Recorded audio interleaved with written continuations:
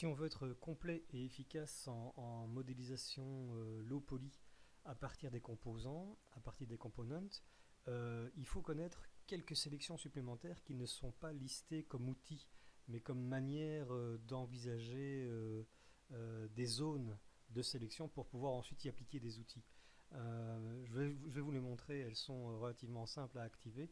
Elles fonctionnent généralement avec une combinaison de clics souris assez simple. Donc par exemple, si je viens ici sur le mode Edge, donc si je viens directement chercher ici le mode Edge, si je reprends mon outil de sélection classique avec la touche Q, voilà, donc là je suis à nouveau en PicMarquee, on peut facilement sélectionner des arêtes contiguës, ce qu'on appelle par exemple un loop, et l'avantage c'est que ça permet rapidement de travailler tout autour d'un modèle en mode, sous-objet. Donc par exemple, je fais un double clic sur cette arête là, et automatiquement il va prendre toutes celles qui sont dans la continuité pour réaliser ce qu'on appelle une sélection de type loop, donc une boucle. Donc ici, si je regarde par transparence, c'est pas, c'est pas évident, c'est fort clair. Mais je vais regarder, je vais changer un petit peu le fond, voilà, comme ça c'est mieux. Eh bien, vous voyez que toute l'arête a été prise sur tout son contour, sur tout le contour de l'objet. Donc ça c'est une sélection de type loop. L'avantage c'est qu'une fois qu'une sélection loop est faite, on peut effectivement contrôler toute l'arête, on peut déplacer et donc commencer à éditer cette zone-là sans aucun mal. Que ce soit par déplacement, que ce soit par rotation, ou que ce soit même en mise à l'échelle. Donc avec les fameux WER dont on avait parlé déjà tout à l'heure sur les objets complets. Ouais. Donc ça c'est la sélection de type loop, des edges contigus qui vont dans la même direction.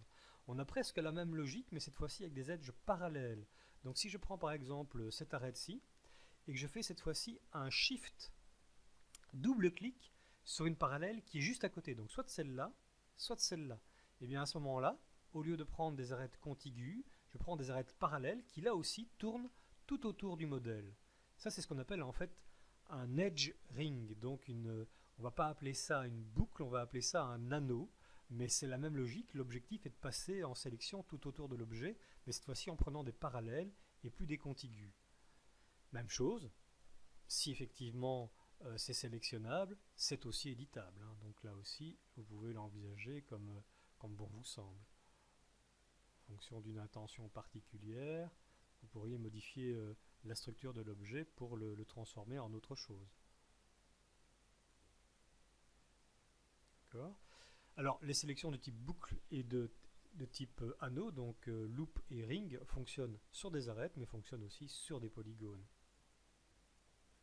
Bien entendu, on peut avoir, avec son doigt sur Shift, on peut sélectionner plusieurs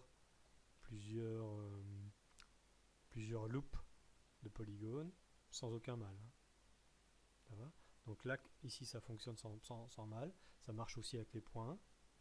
Donc si je passe par exemple en mode vertex, ou si j'appuie sur la touche F9, si je me souviens bien, hein, c'est bien F9, voilà, on va voir.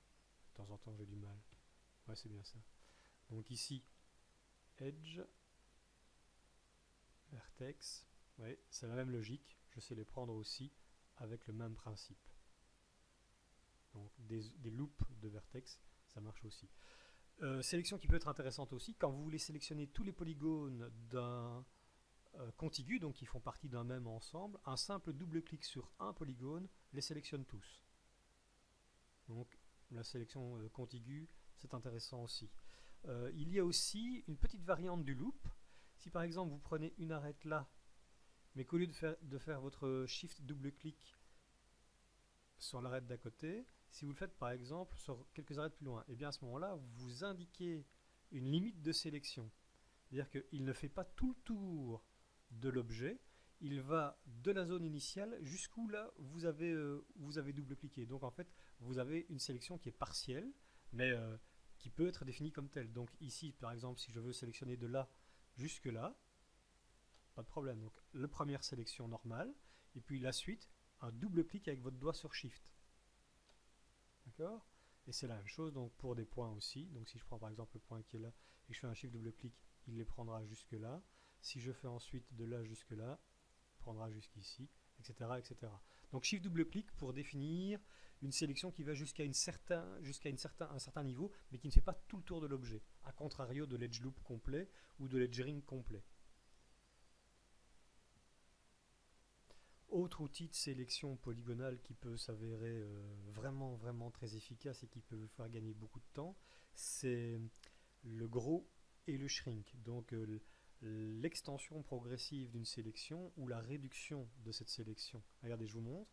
Je prends par exemple ici une face, là sur le coin, et je peux étendre ma sélection ou la réduire pour revenir sur elle. Donc de ce côté-là, c'est vraiment très pratique. Alors le raccourci clavier, parce que là, il est moins évident à trouver, hein, il n'est pas comme ça au premier coup d'œil directement accessible à un Modeling Toolkit. En fait, le raccourci est simple. Vous prenez par exemple un polygone, et alors si vous voulez agrandir la sélection, c'est Shift avec la touche qui est juste à côté. Donc entre Shift et W, il y a une touche qui est plus grand que. Donc si vous faites Shift plus grand que, ben forcément c'est de plus en plus grand au niveau sélection. Et si vous voulez réduire la sélection, c'est la même touche, mais sans Shift forcément, ça devient plus petit que alors à ce moment-là. Dans certains cas concrets, reprenons par exemple les objets de tout à l'heure. Donc si par exemple je prends une branche, je vais l'isoler.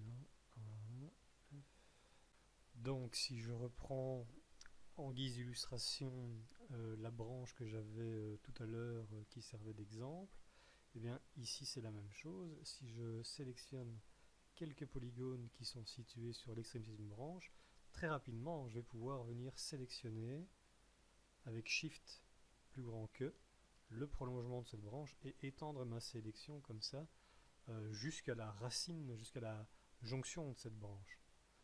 Et le gros avantage de la chose, c'est que comme je suis en mode composant, eh bien il y a également des pivots pour les composants sélectionnés, des pivots temporaires.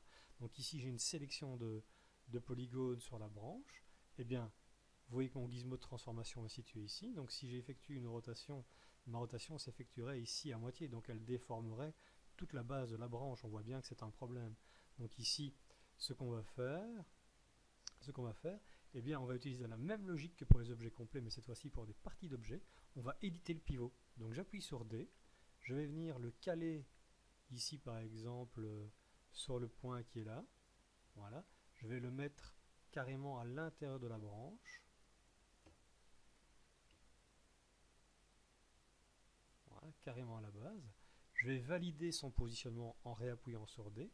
Et là maintenant, si j'effectue ma rotation s'effectue directement à partir de là. Vous voyez bien que cette fois-ci, c'est moins destructif. Certes, ça altère encore un tout petit peu la base qui est ici, mais je pivote au moins toute ma branche à partir du bon endroit. Le pivot est bien placé, c'est plus facile. Ce n'est pas encore la solution parfaite, mais c'est déjà beaucoup plus simple. Si on a une structure qui est plus conventionnelle, par exemple une main, vous allez encore comprendre le même exemple. Donc je prends par exemple la main qui est là. Même chose, si vous prenez les polygones qui composent un doigt,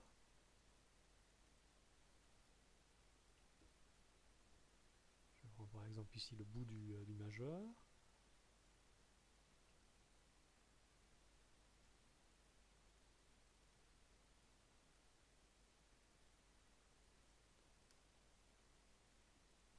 je vais étendre ma sélection,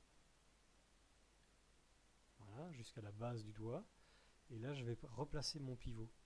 Donc je vais appuyer sur D, je vais le mettre temporairement ici, je vais le faire redescendre à l'intérieur,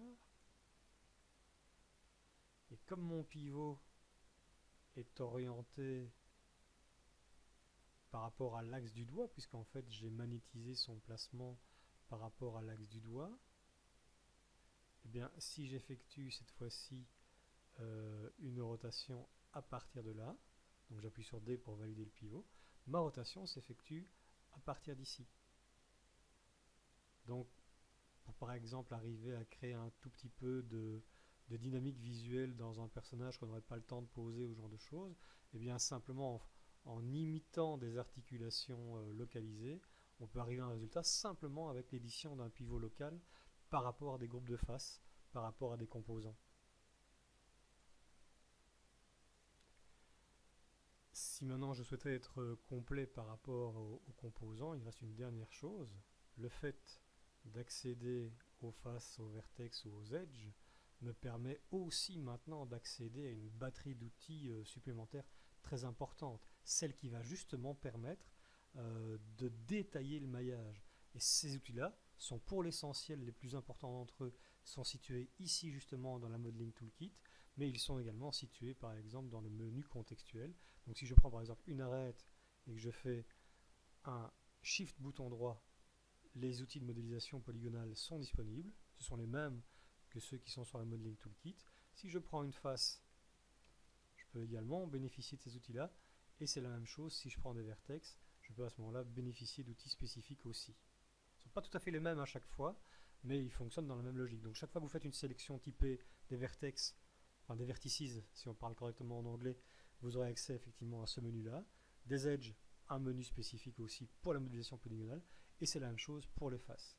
Alors l'avantage, sans vouloir trop dévoiler la suite, la vidéo suivante, c'est que à ce niveau-ci, je vais pouvoir très facilement éditer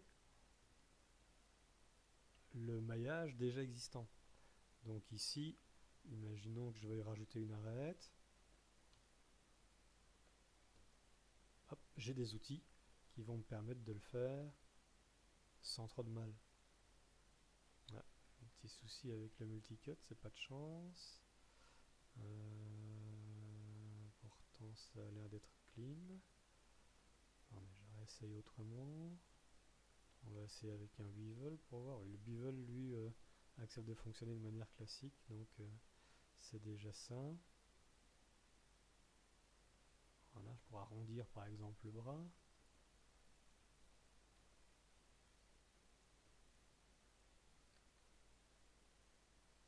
Je vais réessayer le multicut par pure curiosité. Ouais, ça marche. Donc on va pouvoir rajouter du maillage localement avec des outils dédiés. On va pouvoir rajouter des faces et recréer des épaisseurs, recréer des contours pour recréer des reliefs, des bosses. Vous voyez, c'est par exemple le bras qui est ici a entièrement été modelé en polygone à partir finalement d'une boîte. Donc comme les visages que je vous ai montré tout à l'heure ou comme le corps que je vous ai montré tout à l'heure, c'est le même principe. On part d'un objet simple et on le raffine progressivement avec les outils qui sont accessibles en mode composant. C'est bien ça qu'il faut retenir. C'est que le mode composant est le mode qui permet de détailler les modèles. On en parle en détail dans quelques minutes avec les outils associés à ces modes. A tout de suite.